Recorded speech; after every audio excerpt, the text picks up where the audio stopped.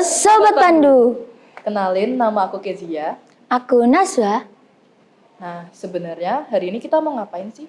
Jadi di sini tuh kita lagi ngadain podcast yang tentang manajemen waktu berorganisasi.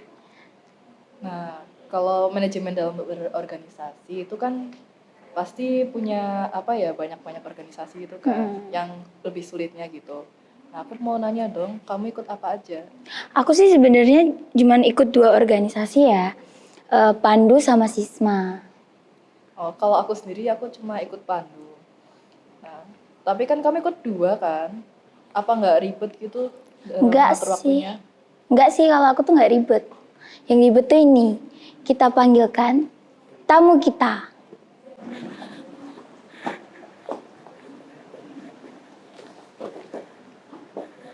Halo, kenalin aku Olivia.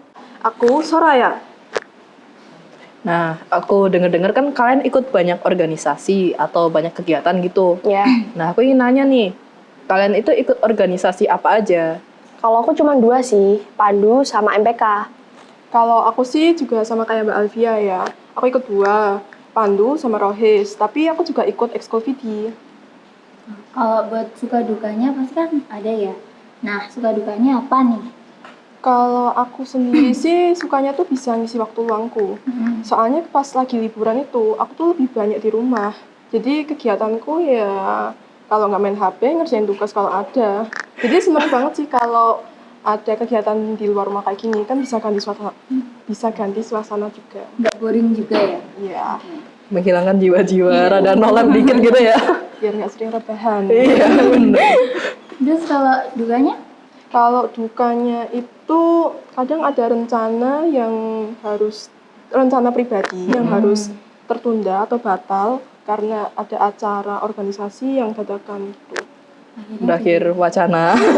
Kasihan banget sih. Kalau aku sih kalau dukanya tuh kayak kalau kita ada tabrakan rapat gitu, kita suka bingung. Aku suka bingung mau pilih yang mana, ikut yang mana. Terus kalau rapat tiap hari kayak pulangnya sore terus itu bisa dimarahin sama orang tua. Terus pernah tuh nilaiku turun gara-gara terlalu fokus sama organisasi, jadi aku harus ngejar lagi biar nilaiku naik. Terus kalau sukanya banyak sih, aku tahu jawabanku ini pahit tapi bener kalau orang ikut organisasi itu pasti punya banyak teman. Nggak cuma dari teman kelas, tapi dari luar kelas, adik kelas, bahkan kakak kelas juga. Terus kan kita bersosialisasi nih, itu bisa ningkatin rasa kepercayaan diri kita, terus bisa juga ningkatin skill public speaking kita. Terus kalau kita keseringan rapat kayak gini, sering kegiatan kayak gini, itu juga bisa kita belajar buat manajemen waktu. Gitu sih. Terus kalau semua nih, jadwal kalian tuh tabrakan. Nah, solusinya di situ buat ngatasin itu tuh gimana? Dari kalian? Kalau aku kan hari Jumat tuh aku jadwalnya rapat MPK dan juga ada pramuka. Nah di situ kalau misalnya rapatnya tuh cuman bahas seputar kayak perkembangan aja, kayak rapat rutin biasa, aku ikut yang pramuka. Tapi kalau rapatnya tuh bahas yang kayak proker besar, terus aku harus ada di rapat itu, aku harus ikut, ya aku bakal ikut yang rapat MPK. Di situ solusinya tuh ya kita harus tahu, kita harus punya skala prioritas, gimana kita bisa nentuin mana yang lebih penting buat kita ikutin, ya kita ikut yang lebih penting buat kita itu. Kalau Suraya? Kalau aku sih juga pernah sih bentrokan. Contohnya tuh hari ini. Ya. Sebenarnya tuh hari ini tuh aku ada rencana gitu loh buat piknik bareng teman-teman aku, main ke Jogja healing lah, kan tugas banyak banget kan ya. Iya, bareng-bareng ya, healing-healing dulu lah.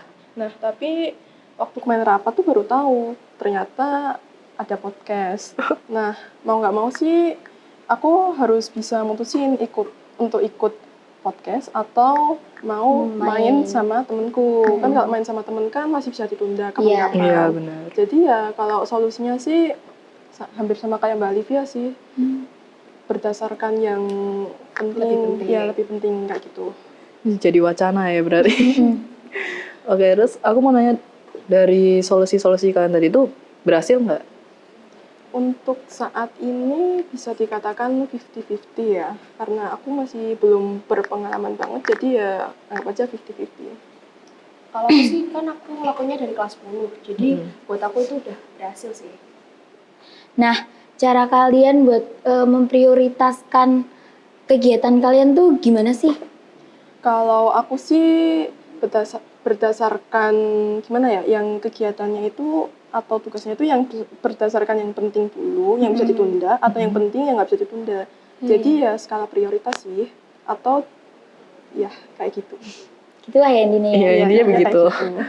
Kalau aku sih ya berdasarkan deadline-nya yang mana yang lebih dulu, ya aku kerjain yang deadline-nya lebih awal dulu. Baru setelah pekerjaan itu udah selesai, aku ngerjain yang selanjutnya, yang deadline-nya agak akhiran. Terus aku mau nanya juga nih, kan juga kita hidup di sini kan bukan sebagai ya anak organisasi terus gitu kan. Ya. Pasti kita juga perlu adanya kayak tadi healing, me time gitu-gitu. Nah, cara kalian buat nyimbangin kehidupan organisasi, terus sekolah sama kehidupan pribadi sendiri tuh gimana? Kalau aku sih, kalau misalnya aku dapat tugas dari organisasi nih, ya aku bakal kerjain saat itu juga, mau di sekolah atau di rumah, tapi aku bakal kerjain saat itu juga. Tapi saatnya nanti waktu buat keluarga atau kumpul bareng temen atau waktu buat aku sendiri, ya aku nggak bakal kayak ngerjain tugas yang organisasi tadi. Jadi aku bisa paham lah mana waktuku buat organisasi sama waktu buat keluarga. Kalau aku sih kurang lebih sama kayak Mbak Olivia ya. Jadi bisa bagi waktuku untuk acara kegiatan kayak gini, sama bisa bagi waktuku buat diriku sendiri, buat keluarga, sama buat temen-temenku. Jadi ya biar bisa adil gitulah ya. Iya, benar. Nah, dari kalian ini ada nggak sih tips manajemen waktu kalian tuh gimana? Bisa di-spill dong? Spill dong, Kak. Kalau aku sih jangan pernah buat tunda-tunda tugas. Iya. Aku tahu ya kita mageran lah ya, Yes, tapi yes, bener. jujur itu solusi yang yang ampuh buat kita yang pengen belajar buat manajemen waktu. Jadi jangan pernah nunda tugas. Kalau dapat tugas langsung dikerjain aja. Terus yang kedua, kita bisa buat perencanaan atau kayak jadwal harian gitu. Jadi kita bisa tahu jadwal kita buat besok tuh ngapain aja sih. Tuh. Terus yang ketiga, kita juga harus disiplin waktu. Disiplin waktu tuh bisa dimulai dari hal-hal kecil kayak kita bangun pagi, kita berangkat sekolah nggak telat, kita pulang sekolah langsung pulang, nggak keluyuran. Gitu. Terus yang keempat, kita bisa fokus terhadap apa yang kita kerjakan. Karena kalau kita nggak fokus, ya pekerjaan itu nggak bakal selesai-selesai. Iya, benar. Terus yang kelima, jangan lupa juga buat jaga kesehatan mental dan badan. Udah sih. Kalau dari Soraya, apa tipsnya? Yang pertama tuh kalau lagi banyak tugas, jangan panik. Ya, jangan panik. Biar kita juga bisa fokus buat ngerjain tugas kita nanti. Nah, kalau misal kita masih bingung mau ngerjain yang mana dulu, kita bisa to-do list gitu loh, bikin rencana mau ngerjain apa. yang mana gitu. Ya bisa bikin di HP. Kan kalau HP kan kita kan mesti bawa terus kan. Iya, benar. Siapa yang nggak bakal bawain? Jadi ya itu mungkin tips dari aku sih. Oke. Jadi buat kalian yang di rumah, kita dari host sendiri, kita punya tips-tips tambahan dalam manajemen waktu. Yang pertama itu, aku sendiri ada saran buat kalian ngelakuin questioning and challenging. Aku pribadi sih awal denger ini juga emang kayak asing gitu. Ini tuh apa sih? Kayak kalian sendiri juga asing kan? Iya. Jadi questioning and challenging sendiri itu tentang kayak, kalau misal nih, aku sendiri misal, aku dapat pekerjaan, tapi aku nggak mudeng ini tuh apa. Kalau kadang orang nggak mudeng itu kan bakal nunda-nunda tugas yang jelas. benar. Soalnya kayak aku harus mulai dari mana kan aku nggak tahu. Nah, dari tips questioning and challenging ini, kita tuh bisa mulai untuk menanya-nanyakan dulu ke yang ngasih tugas ini atau ke temen gitu.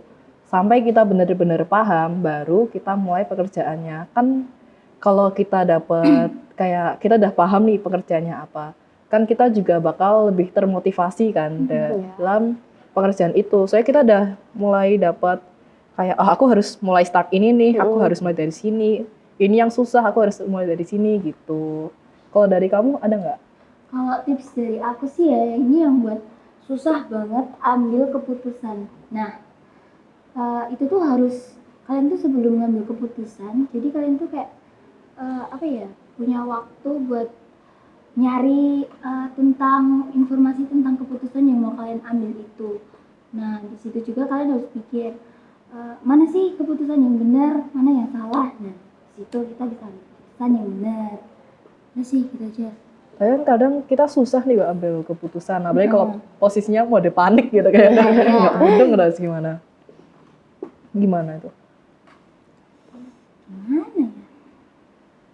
Ya lebih baiknya sih kita juga bakal nenangin diri juga ya. Kan kadang juga ada orang yang berproblemnya gitu. Orang yang mudah panik, kita kan perlu nenangin diri dulu baru bisa Dia bisa lost ngambil gitu. keputusan dengan Jadi benar. butuh waktu buat mikir gitu. Oke, sekian dari kita. Buat kalian yang lihat video ini, jangan lupa like Komen. Share. And subscribe. dan jangan lupa follow IG Pandu. Di Nama IG-nya di @pandu7jaya. See you. see you next time.